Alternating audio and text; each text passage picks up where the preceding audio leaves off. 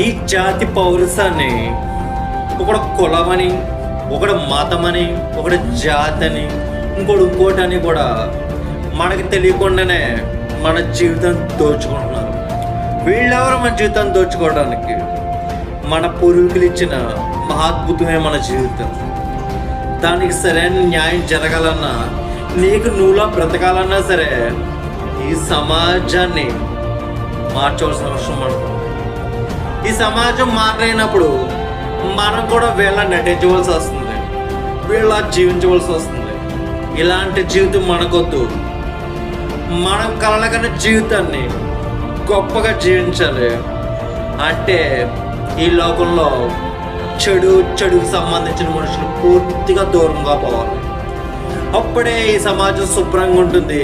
అందులో మనం స్వచ్ఛంగా బ్రతకచ్చు, హ్యాపీగా బ్రతకచ్చు.